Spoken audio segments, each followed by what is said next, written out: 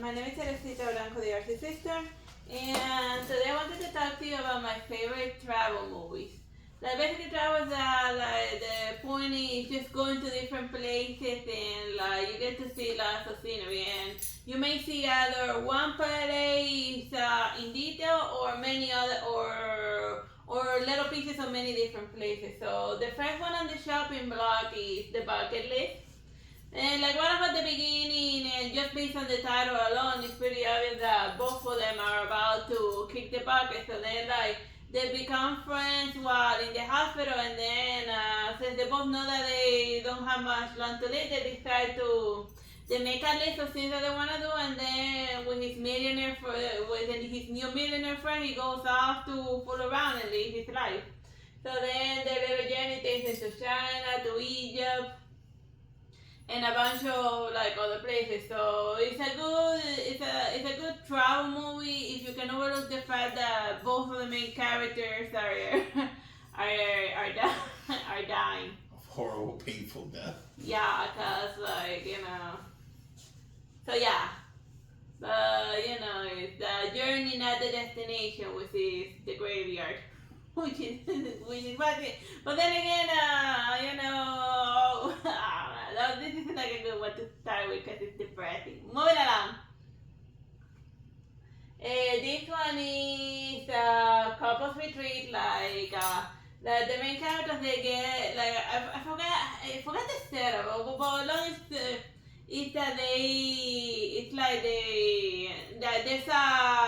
there's a coupon for like a group in order to like go to like this fancy beach area getaway location. It's group therapy. They're going over there because all of those all of those couples over there, they're in group therapy, but he doesn't have a. But he doesn't have like an issue. No, it's just that like on the internet he thought that they were just going to like a couples retreat that were just to fool around and whatever, but what he ended up signing up for was for group therapy in like a faraway island. So they get to like fool around in paradise, but then they also gotta put up with couples therapy aspect of it. And if they get caught not being couples, then they have to pay for their whole event. Yeah. Well, what's that? Yeah, that's like a thing. So they have to like 100% right. So then this guy, since he didn't have like a wife or whatever, he just brings like a random shit he picked up at a bar. And then they also end up doing couples therapy. She ends up like complaining a lot about this guy that she met or that she's only known for like a couple of days. And he's such a sensitive jerk. So yeah. Like I like it because like it has like obviously it has the beach, but it also has like a fun little shark theme. So it has like everything beachy with it, and they also do like little yoga and like they have nice sunset. They also do like the boat thing. So yeah, if you like a movie that takes place on the beach and that it also includes sharks, yeah, they also have a little shark. It doesn't end like Jaws, but almost.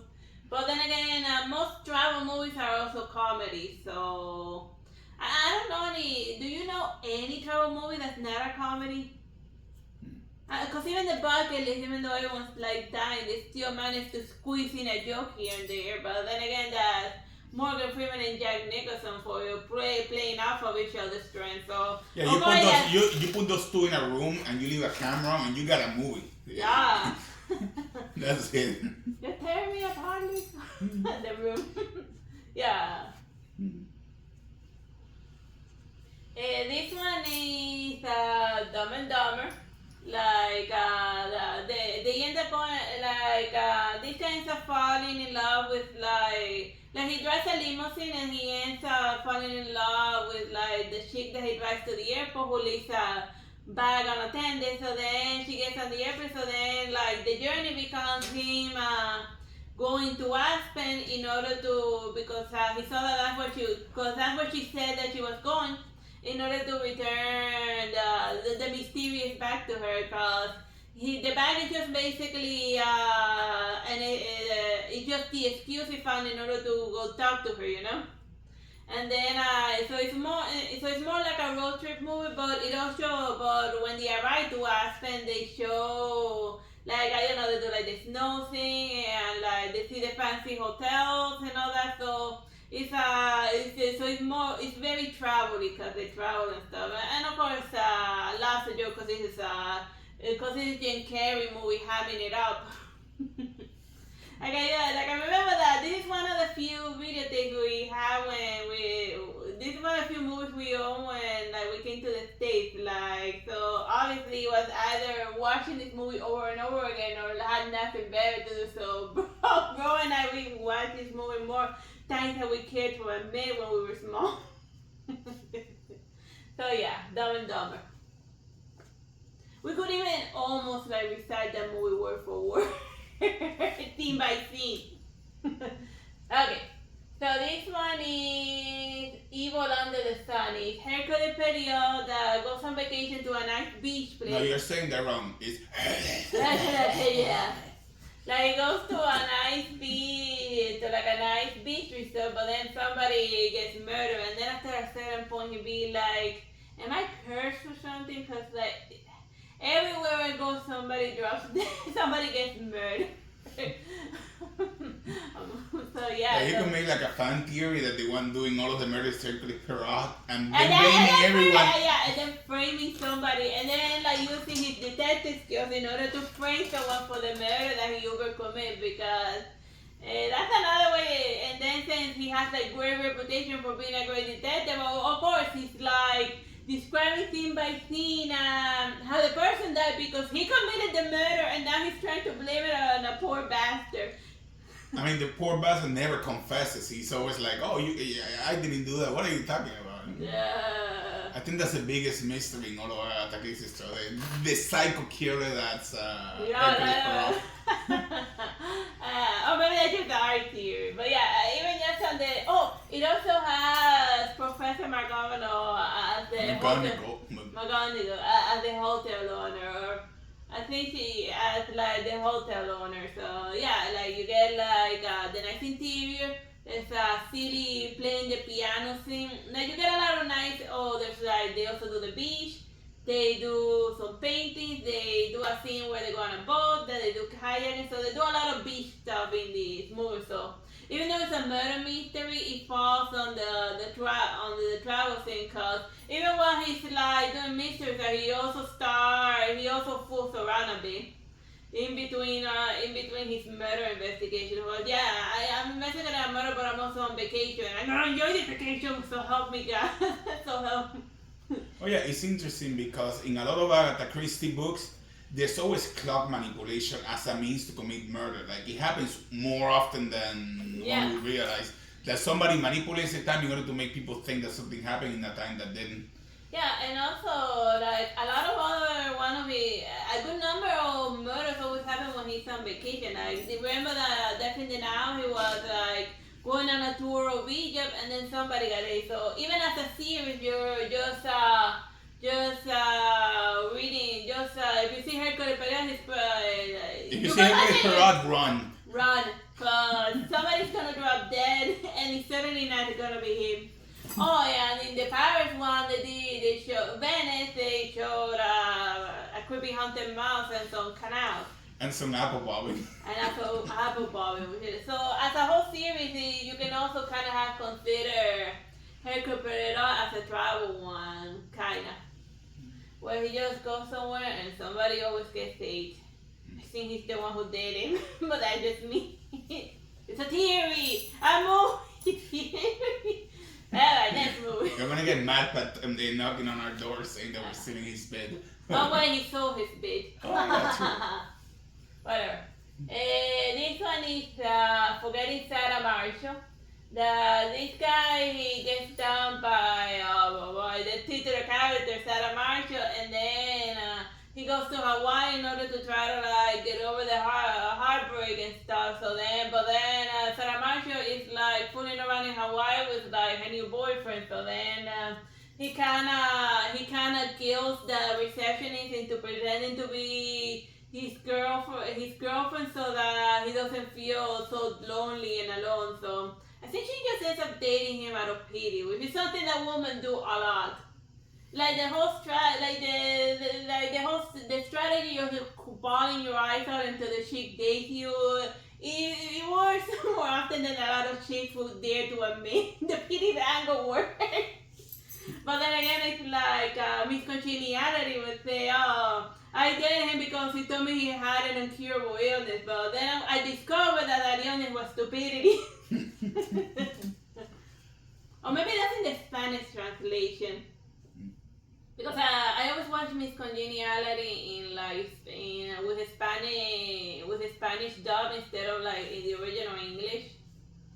Whatever, not important. Oh yeah, so they do surfing, which like a lot of them are a lot of the movies, travel movies and suggested are like beachy, you know. So you get like the surfing, you get to see corals, he jumps off a cliff. Not out of depression, but because of peer pressure. The peer pressure him into it, and he almost dies here. Which is usually how it happens when you do something stupid because of peer pressure. And they do like the hula dance, some singing, and they kill a pig. Oh yeah, he also kills a ugly pig, like a big pig, which is good because like then they eat it. I like eating pork. I put bacon in everything, even in donuts. Like in Cuba, killing a pig isn't that big a deal. Like like I once saw my grandmother grabbing like a chicken's neck and then like running around until it stopped flaying and screaming. And then you ask for the chicken's heart. And then I be like, Grandma, can I highlight the chicken's heart? And then, okay, here you go, here's it in a cup. And then I just poked it a little until I got bored and I went to something else. So that made me sound like a psycho serial killer? Maybe. Like and subscribe. Like and subscribe. Moving along. Forget all that. But it's funny when you tell somebody to forget something, that's all they can remember. So you're going to be remembering that forever. Unless I tell you to forget it again. Or am I going to say, whatever. The Hangover. Like I put in the Hangover trilogy because like in each of the movies they just explore one area in specific, but together they're more travel movies where they just roaming around looking for the idiot that got lost or something. I mean, they tried to vary the formula in like the third part, but which we went actually to see it in the theater, but it didn't work that much. Like the first two worked well, and then like the third one is like they tried to do something new and it didn't work. Yeah, too much chow. Too much chow. I don't know, like did he have some dirt on people? You know. He's a great actor. I find him hilarious. Yeah, but like it's not his best in like it's just it's just a Shomer thing or a Sephiroth. You can't or the cherry on top of the sundae. You can't if you overuse him too much, then he loses his impact in the Hangover movie. You know, you gotta use him the right amount for comedy wise. Yeah. Or just, or like having Kerry go full-blown mass overdrive, you know, too much crazy energy, you're driving us nuts. Oh yeah, fun fact, the dentist guy removed his tooth for real, like. Yeah, well, he's not a dentist in real life, he's an actor, but since he had a fake tooth, somebody all he had to do was like remove it for real. So then he removed that for the scene, and I wonder if he put on that sweet tat in the face for real well, but they just probably painted it, I don't know, cause yeah. The Mike Tyson tattoo. So in the first one they explore all of Las Vegas searching for like the missing groom. In the second one they explore Bangkok. They see both like like in the start of the movie they show like the nice face, you know, like the tourist area where all of the pretty hotels be at, and then they go to like and then it becomes like what happens when you leave the tourist area in like literally every city in the world. Like going from Miami Beach to Opaloca. Or going from Quintana Roo to Puebla. Oh God. Oh God. Yeah, like we want to pretend like that in the U.S. in Florida that we don't have like hellholes, but yeah, there are hellholes everywhere. Places where you just step your foot in there for a second and then you immediately lose your foot. Mostly because a crocodile ate it. There's also crocodiles in Disney World. Stay away from the water area. I think in Florida, crocodiles will eat you even at Disney World. Look it up. That actually happened for real. A little 5-year-old kid got eaten by a crocodile, and that was the end of that. A crocodile in Disney was near the water, and the crocodile was like So it's not for his family, and obviously for the kid that got eaten by a crocodile. But yeah, be careful near lands or what, because the crocodiles is not like other animals that like just kill you because they're hungry. Crocodiles, they like to store their food for later because they had the mentality since they were like desert animals that one day there's gonna be a scarcity, but so then they just store food for later. But yeah, we have crocodiles from the now because some jerks threw a bunch, like brought a bunch of little baby crocodiles and then they released it into the wild. And that's how we also end up with the pythons. Like most of the Florida stuff are like, oh, what does it have to do with like the hangover? Moving along. This one is the honeymoon crashes. That one kind of pixelated, but does it look fine over there? Yeah, it's out of work. Yeah, good. And like basically he's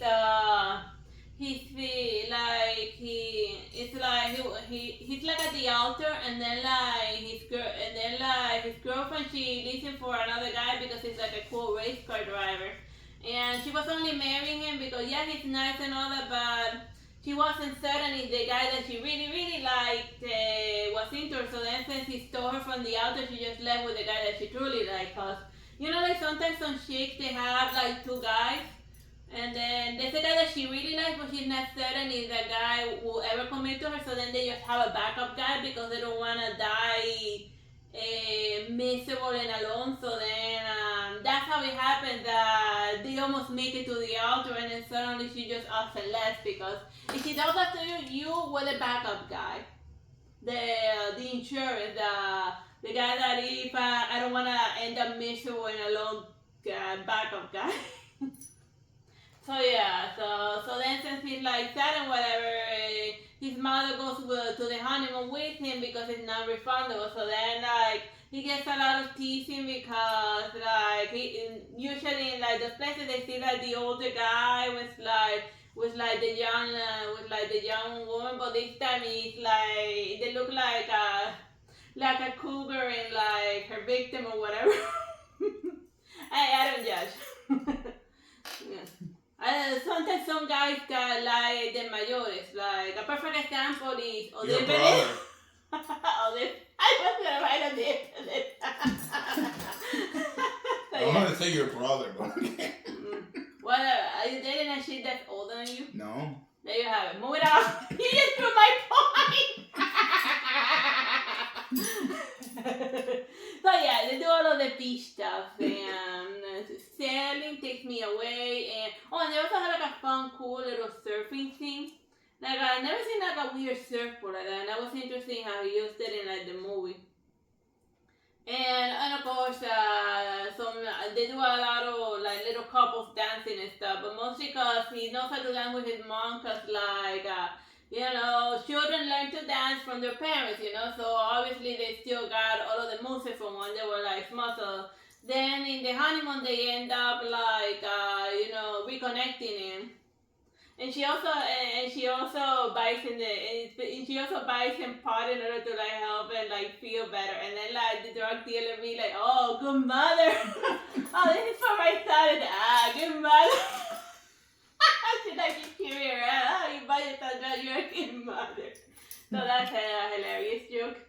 And see, like this one is Little Miss Sunshine. Just a Little Miss Sunshine. So like the family's like going on a road trip in order to take the little girl to like a beauty pageant. And then like the whole story is what we do eventually do the beauty pageant thing, and it's hilarious the performance piece that she ends up doing. Because but I'm not gonna spoil it if you haven't seen Little Miss Sunshine. And then and then like you just see like different, cause since it's a road trip, they also stop at various places on the way there, so you get to see lots of random, sights and stuff from like the American roads and whatnot. Yeah. So I like road trip movies. They're fun.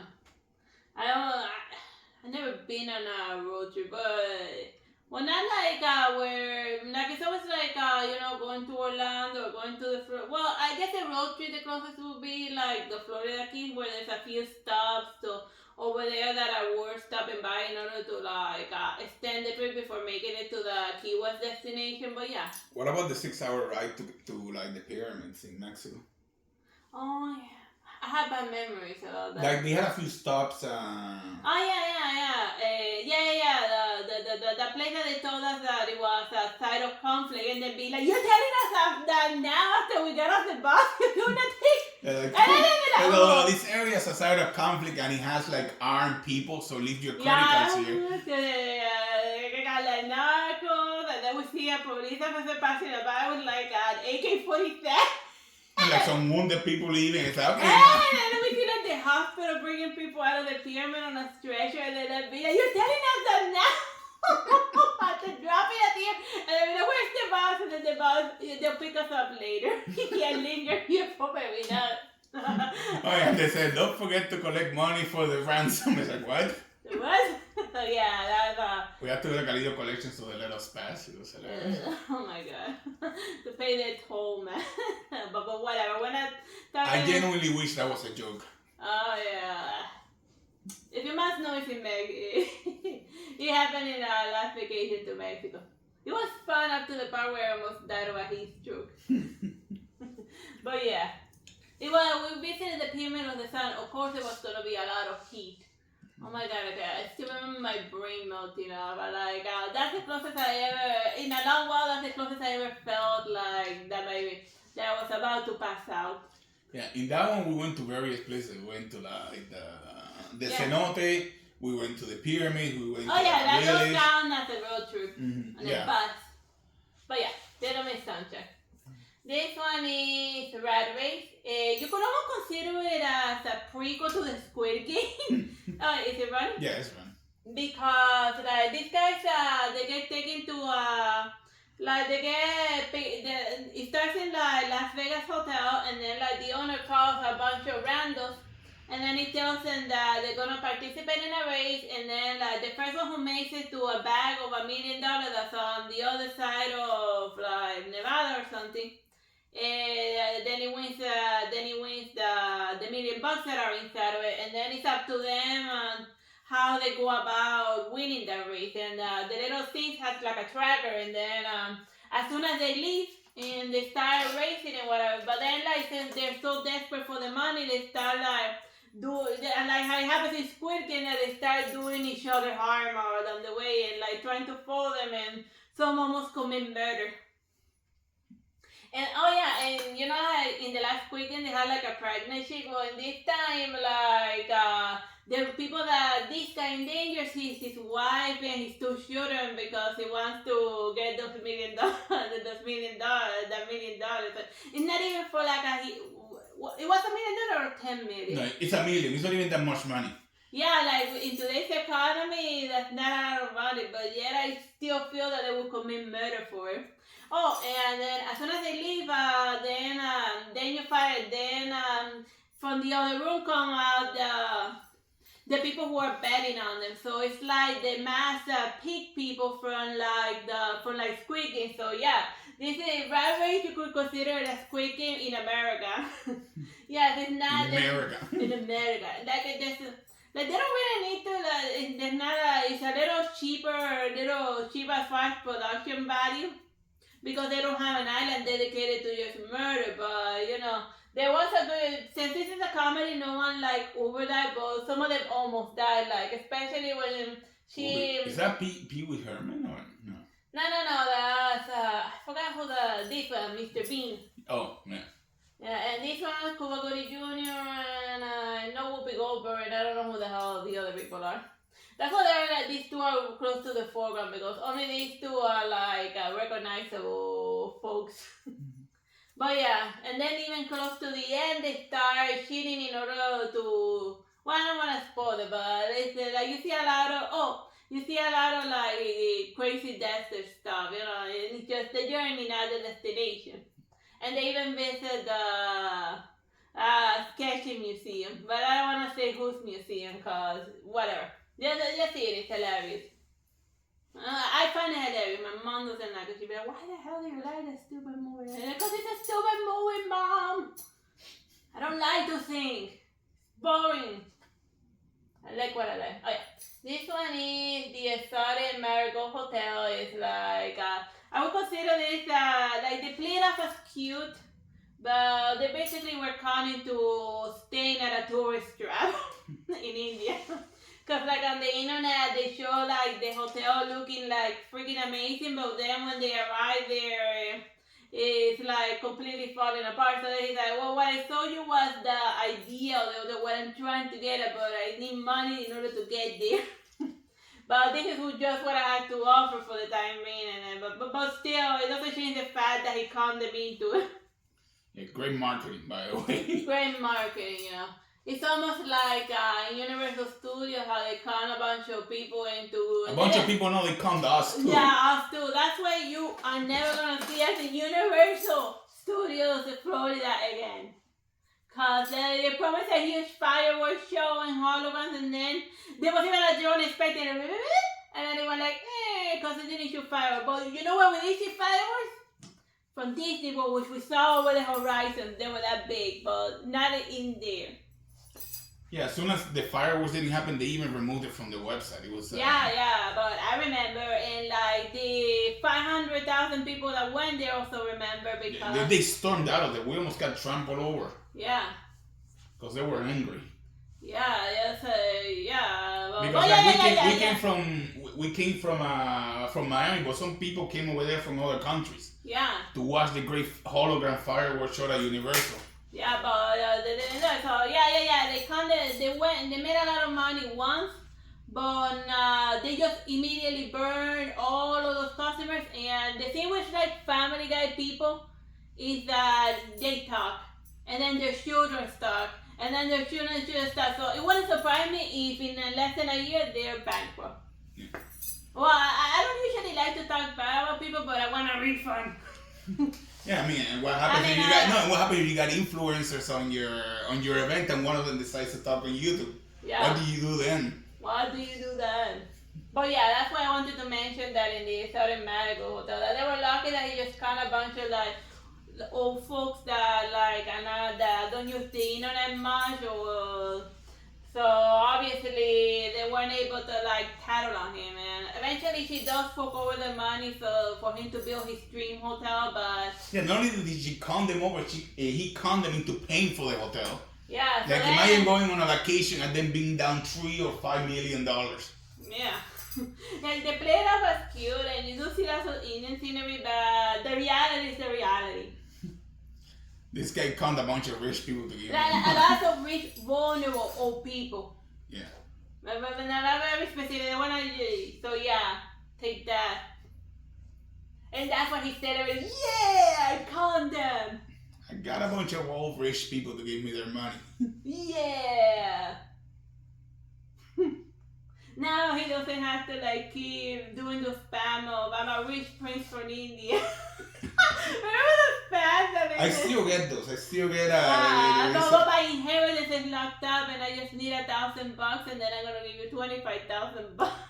Has anyone really ever gotten those 25,000 bucks? I would really love to meet someone who actually did it, and it turned out to be a real prince. It turned out to be the Princess Amunda, and they got money for real. Yeah, whatever. Alright, so we're done with like the travel movie. Bye bye and God bless.